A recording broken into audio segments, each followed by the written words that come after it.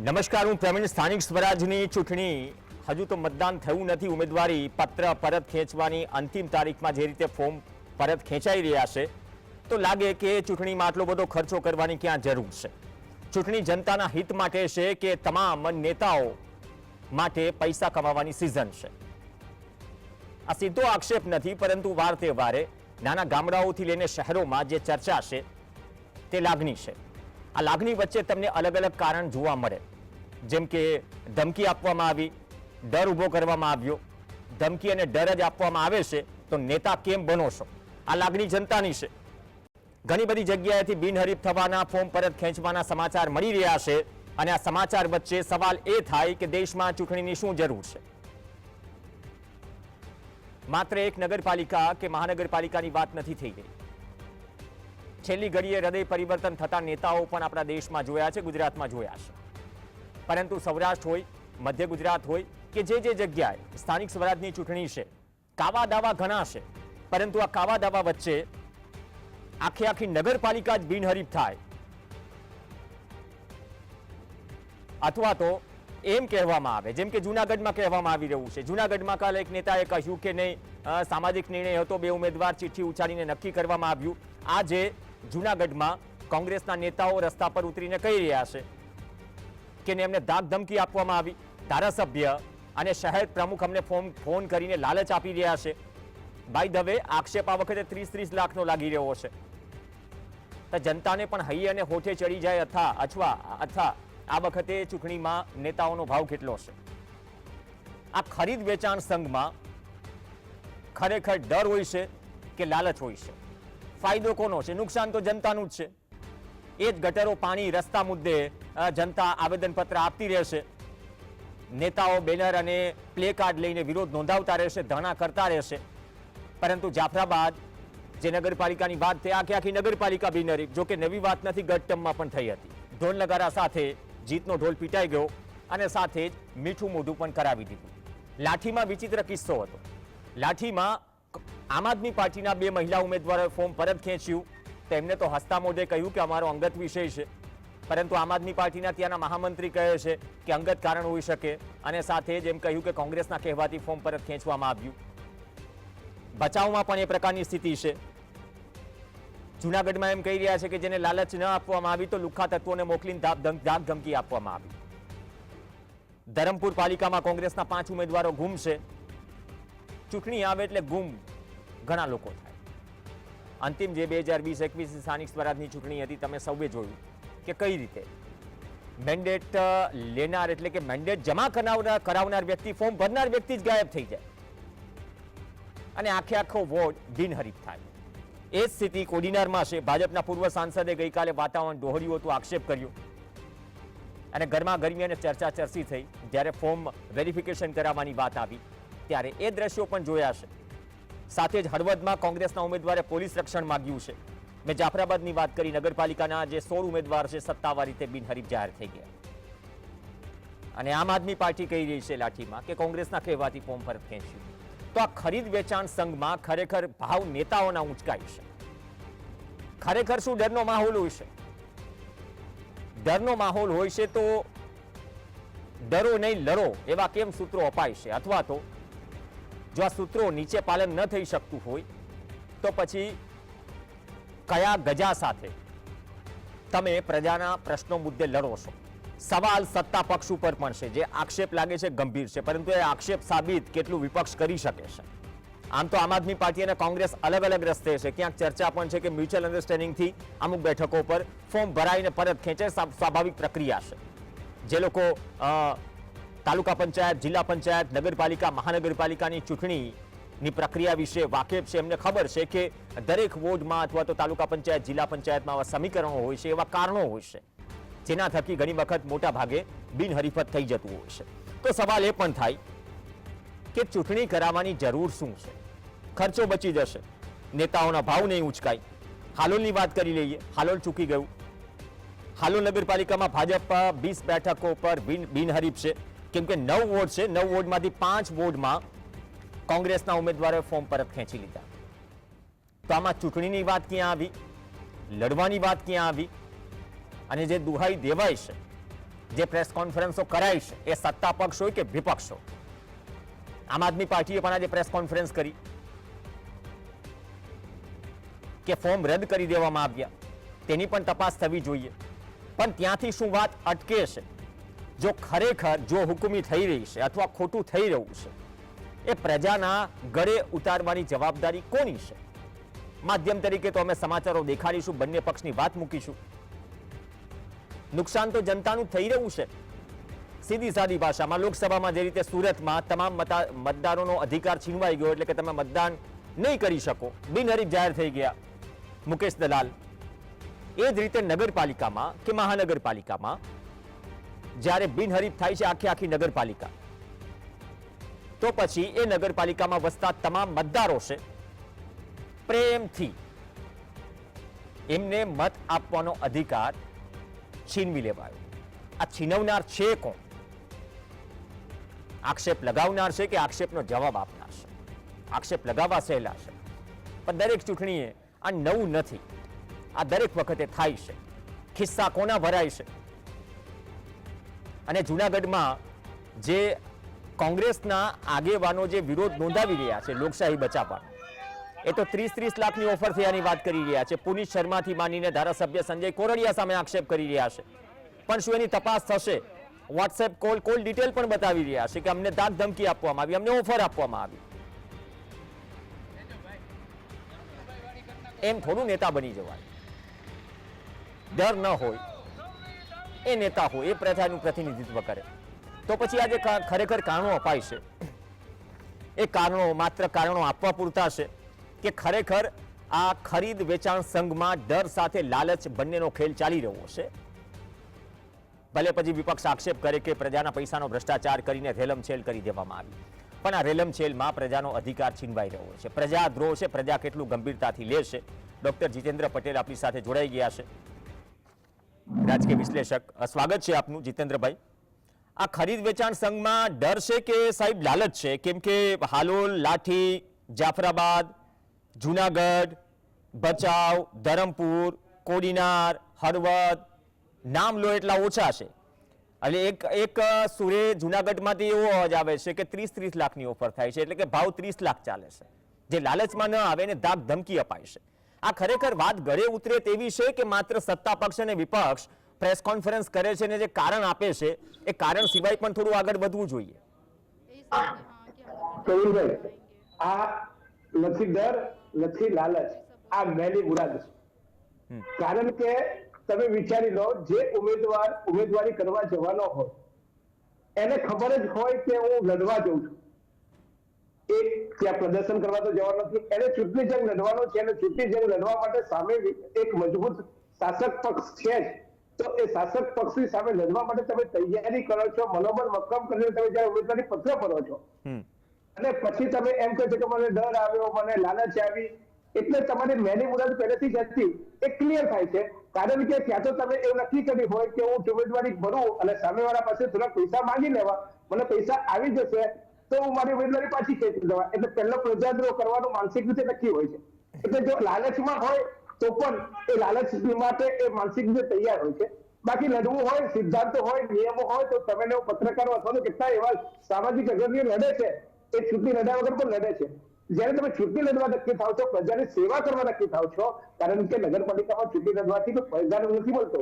તમારે લોકોને મત માંગવા જવું પડે છે, લોકો પાસે જવાનું, લોકોને સમજાવવાના, મત મેળવવાના, અને સત્તા આવે પછી પણ તમને પગાર તો મળતો જ નથી, તમારે સેવા કરવાની હોય છે. તો સેવા કરવા જાવ તો પછી ડર સાથે આવી જાય. એટલે એક તો લાલચ અને બીજી વાત આવે ડરની. તો ડર પણ ક્યાંથી આવે ભાઈ? તમે કઈ ખોટું જ ના કર્યું હોય તો શું કરવા ડરવાની જરૂર હોય? અને આજે કાયદો છે, તમારી સાથે પ્રજા એટલા હોવું જોઈએ કે પ્રજા તમારી પડખે ઉભી રહે.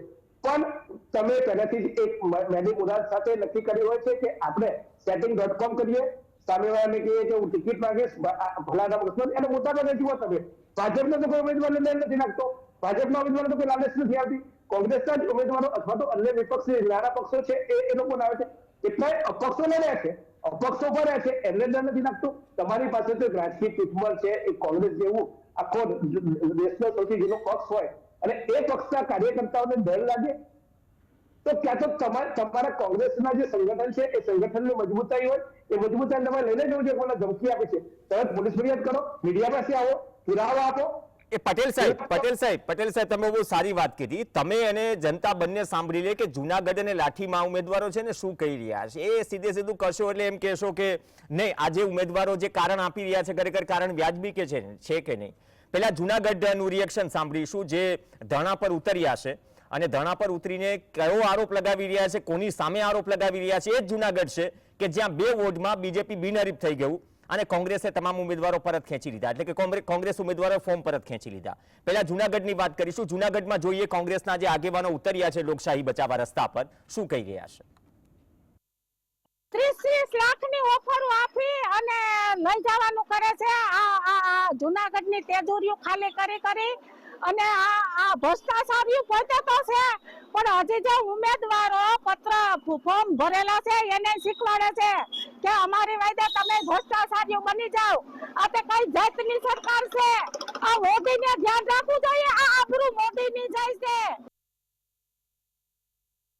શું કારણમાંથી ફોર્મ પાછું ખેંચ્યું તમે? રાજી ખુશીથી. તો કોઈ કીધું તું તમને? નહીં, કોઈના દબાણથી કાંઈ નહીં, કોઈ વસ્તુથી નહીં. રૂબીના સિકંદર રાઠોડ. બેન, કોને કહેવાથી ફોર્મ પાછું ખેંચ્યું? રાજી ખુશીથી, કોઈના કહેવાય ઉપર નહીં. કારણો હોય એ એમના પારિવારિક છે, એ જાણતા હશે, અમને ખ્યાલ નથી. કોને કહેવાથી ખેંચ્યું હોય તમને શું લાગે છે? કોંગ્રેસના આગેવાનો હાજર છે, આપ જોઈ શકો છો કેમેરો એ બાજુ કરીને. એટલે કોંગ્રેસના આગેવાનો છે, એમના કહેવાથી એમણે જે કોઈ કારણો એ એમની અંગત બાબત છે, મને ખ્યાલ નથી. પણ અમે સવારથી મહેનત કરી રહ્યા હતા, એમની સાથે સતત સંપર્કમાં હતા. એઓનું કહેવું એમ છે કે અમને આગેવાનો સમાજમાંથી એવું કહેવામાં આવે છે કે ભાઈ તમને આવી રીતના નાતબારા કરશું. પટેલ સાહેબ, આ કારણો આપે છે, તમે કારણો સાંભળ્યા હશે. એક મહિલા ઉમેદવાર કે કોંગ્રેસના આગેવાન જુનાગઢમાં રસ્તા પર બેસીને કહે છે કે 30 લાખનો ભાવ બોલાય છે, ઓફર કરાય છે. અને બીજી તરફ કહે છે કે નહીં, આ તો અમારું મ્યુચ્યુઅલ અન્ડરસ્ટેન્ડિંગ છે અથવા અંગત કારણ છે. પણ કારણ સિવાય પણ હોય છે, જે કારણ ખરેખર જનતાને અસર તો કરે છે, પણ ત્યાંની જનતાનો જો મત આપવાનો અધિકાર જ છીનવાઈ જાય, જેમ કે આખી નગરપાલિકા હોય કે આખો વોર્ડ હોય, તો સમજવું શું?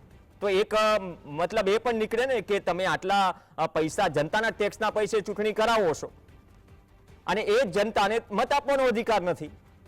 આ પણ એક કડવી વાસ્તવિકતા છે.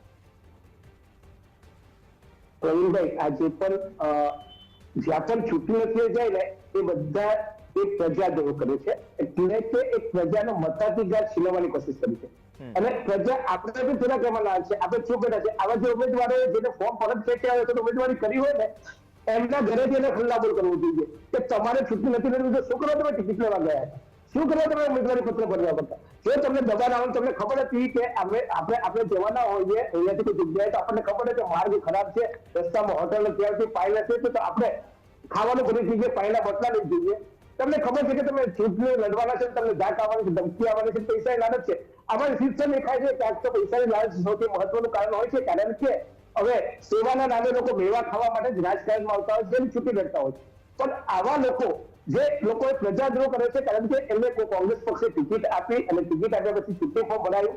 આ તો પહેલેથી ગોઠવણ કરી દેવામાં આવતી હોય છે કે ફોર્મ ભરીશ અને પછી કરી દીધું. આવા લોકોને તો ખરેખર શહેરની પ્રજાએ, જે તે નગરની પ્રજાએ એમના ઘરે જઈને હલ્લાબોલ કરવો જોઈએ, કહેવું જોઈએ કે ભલે તમારે નતું નતું કે અમે તમને મત આપશે કે ના આપશે, પણ તમે જે કર્યું છે, તમે તમારે એમના સમાજની ધમકી આપી. કોઈ એક બેન એવું કહે છે કે તમે સમાજની જ્ઞાતિ બહાર મૂકવાનું, આ લોકોને ગામ બહાર મૂકવા જોઈએ. કારણ કે આવા લોકો એ ખરેખર લોકશાહીનું ઘણું ઘૂંટે છે. આ લોકો એક શાસક પક્ષ તરીકે ભલે કદાચ એ વિજેતા થશે, ચૂંટણી લડશે ને ભાજપ વિજેતા થશે કદાચ, અથવા તો કોંગ્રેસ વિજેતા થશે, પણ જે પણ વિજેતા થશે તો એની સામે લડનારો વિપક્ષ હશે અને એ અવાજ ઉઠાવી શકશે. આ લોકો તો લડવાને લાયક, એટલે કે બોલવાને લાયક નથી, મોઢું બતાવવા લાયક નથી સમાજને, કારણ કે આ લોકોએ તો સમાજ દ્રોહ કર્યો છે, એક પ્રજાનો દ્રોહ કર્યો છે. પ્રજાને એક આશા હોય કે અમારો એક વ્યક્તિને જ ઉભો રહેશે અને 10 જણા મત આપે કે 50 જણા મત આપે ને 50 જણાની આની આશા હોય છે. સામેવાળાને ભલે 500 મત મળાવે, પણ 500 ના વિરોધમાં 50 મત આપનારાઓ એના પર આશા રાખીને બેઠા હોય છે કે આ માણસ અમારું કંઈક કરશે, અમારું ભલું કરશે. અને આજે એક પર ભરોસો મૂકવો બહુ મોટી વાત છે. આ લોકો ભરોસો તોડતા હોય છે માત્ર પૈસાના વાકે, અને મોટા ભાગે પૈસાના વાકે હોય છે. ધમકી વાળી તો વાત જ નથી હોતી, કારણ કે ધમકીઓથી આજે કોઈ નથી ડરતા. કાયદાનું આજે જે ડર હોય છે, કાયદાનો ડર આજે લોકોને ઓછો રહ્યો છે કે ભાઈ ઓકે, નહીં તો જોઈને પોલીસમાં ફરિયાદ કરી નાખે, ધમકી આપી હતી, બધા બહુ રસ્તા હતા. પણ નહીં, મોટા ભાગે આ પૈસાની લાલચ હોય છે અને આ ભાજપનું સેટિંગ છે. હું તો એમ કહું છું કે આ ભાજપનું મોટા ભાગે સેટિંગ છે. આ ભાજપ પણ આમાં એટલું જવાબદાર છે, કારણ કે આ લોકશાહીને ભાજપ હવે ગરાદૂપ કરીને સમૃદ્ધશાહી લાવી રહી છે.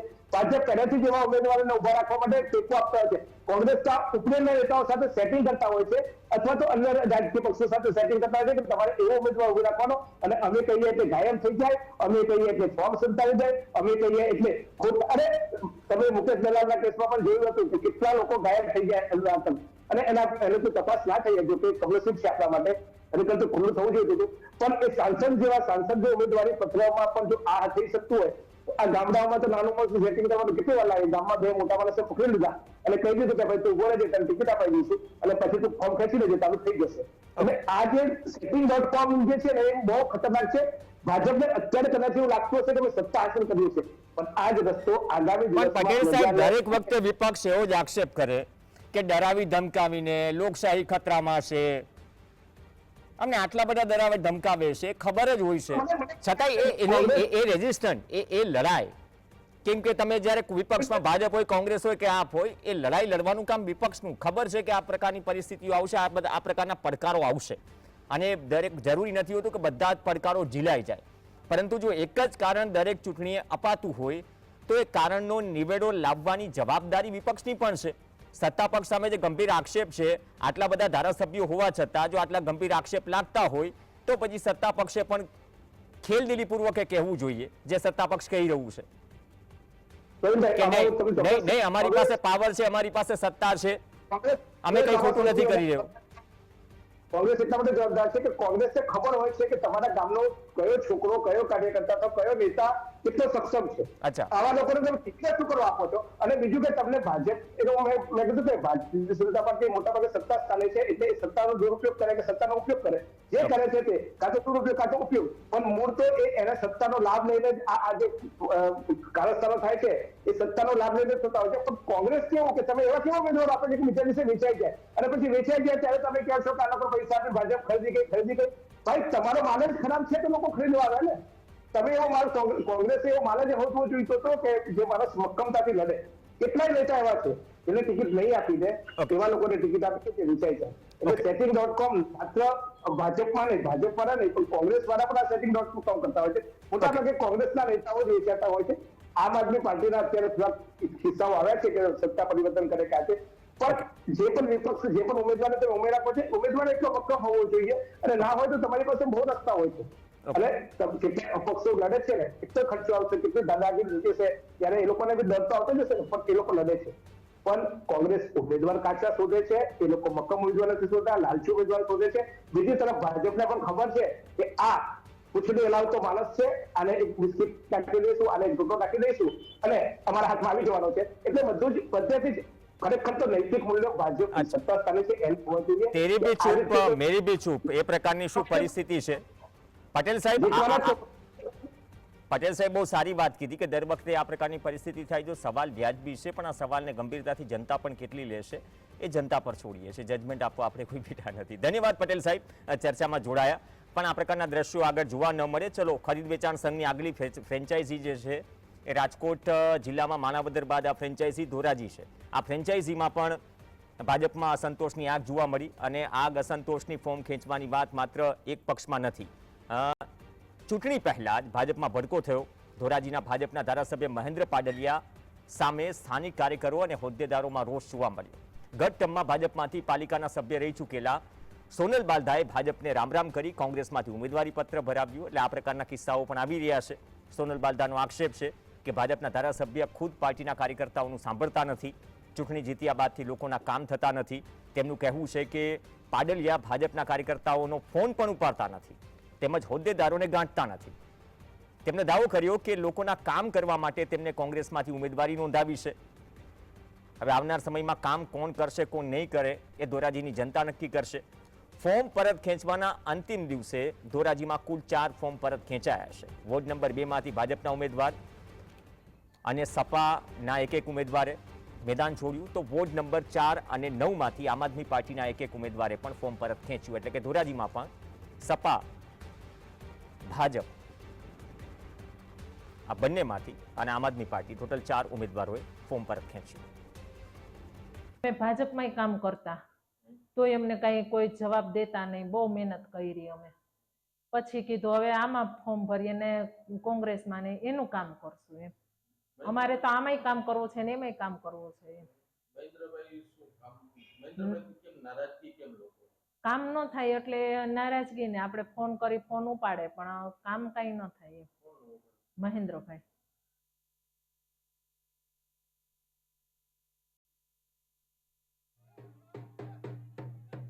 વાગી રહ્યા છે, ઢોલ જીતના વાગી રહ્યા છે અને ઢોલ વાગવામાં જનતાને હરખાવાની જરૂર નથી કેમ કે મત આપવાનો અધિકાર છીનવાઈ ગયો છે. અમરેલી સૌરાષ્ટ્રમાં ભાજપનું સૌથી મોટું ઓપરેશન જાફરાબાદમાં સફળ થયું. જાફરાબાદની જે નગરપાલિકા છે, નગરપાલિકાના 16 ઉમેદવારો ભાજપના સત્તાવાર રીતે બિનહરીફ જાહેર થયા અને સદસ્યો ધારાસભ્ય હીરા સોલંકીના નિવાસસ્થાને પહોંચ્યા. કાર્યકર્તાઓ ઉમટી પડ્યા હતા, ઢોલ નગારા વાગ્યા, મોઢું મીઠું કરાવ્યું, ખુશીનો માહોલ છે. ચોંકવાની જરૂર નથી. ગત વર્ષ એટલે કે ગત ટર્મમાં પણ આખી જાફરાબાદ નગરપાલિકા બિનહરીફ થઈ હતી એટલે કે 2 ટર્મથી નગરપાલિકાના કિસ્સામાં જાફરાબાદના લોકોએ મતદાન કર્યું નથી અથવા તો મતદાન કરવાનો મોકો નથી અપાયો. દિન સુધી જે 7 વોર્ડ માટે 28 સીટ માટે કુલ 57 ફોર્મ અમને મળેલા. 57 ફોર્મ પૈકી એક ફોર્મ આપણે મેન્ડેટ ન મળવાના કારણે અમાન્ય થયેલું છે. બાકીના આજ દિન સુધી જે ઉમેદવારી પત્ર પાછી ખેંચવાની છે મુજબ 17 ફોર્મની ઉમેદવારોએ પોતાની ઉમેદવારી પાછી ખેંચેલી છે. એટલે હવે કુલ પરિણામ જોતા 23 સીટો એ સામે જે છે એ ઉમેદવારો હરીફાઈમાં રહે છે અત્યારે અને જ્યારે 16 ઉમેદવારો છે એ બિનહરીફ જાહેર થાય છે. કુલ 28 સીટમાંથી 16 સીટ બિનહરીફ થવાના કારણે સંપૂર્ણપણે નગરપાલિકા ભારતીય જનતા પાર્ટીની બનવા જઈ રહી છે. એના માટે હર્ષની લાગણી અનુભવું છું. મવડી મંડળનો ખાસ કરીને તો હું આભાર માનું છું. પ્રદેશમાંથી, જિલ્લામાંથી એમનો આભાર માનું છું. હવે આ બધા જ કિસ્સામાં ક્યાંક ને ક્યાંક કેમ કહે કે ડર છે, ધાક ધમકી અપાય છે અથવા તો પૈસાની લાલચ અપાય છે અથવા તો એવા તો કેવા નેતા જે ડરી જાય છે તો પછી મેદાનમાં લડવા માટે કેમ ઉતરે છે જનતાના, જે વિપક્ષનું કામ હોય છે. અને ખરેખર પૈસાની લાલચ અપાય છે, ડર છે તો આ દેશમાં કાયદો વ્યવસ્થા છે જેનો ઉલ્લેખ રાજ્યના ગૃહ રાજ્યમંત્રી હર્ષ સંઘવી ઘણી વખત કરે છે. તો એ કાયદો વ્યવસ્થાનો પણ સહારો લેવામાં આવે. આ પ્રક્રિયામાં ખરેખર સાચું કોણ, ખોટું કોણ, માલામાલ તો બની જ રહ્યા છે નેતાઓ. નુકસાન જનતાનું છે. જનતા આને કઈ રીતે લે છે લોકશાહીના વર્તમાન સમયમાં કે જ્યાં 2 ટર્મથી ઘણી વખત તમને મત આપવાનો અધિકાર પણ ન મળે હોવા છતાં એટલે કે બિનહરીફ થાય તો પછી તમને પણ સવાલ થતો હશે ટેક્સ પેયર જનતાને કે ટેક્સમાંથી રાહત તો આપી દીધી, તમને મતદાનમાંથી પણ રાહત આપી દીધી. નમસ્કાર.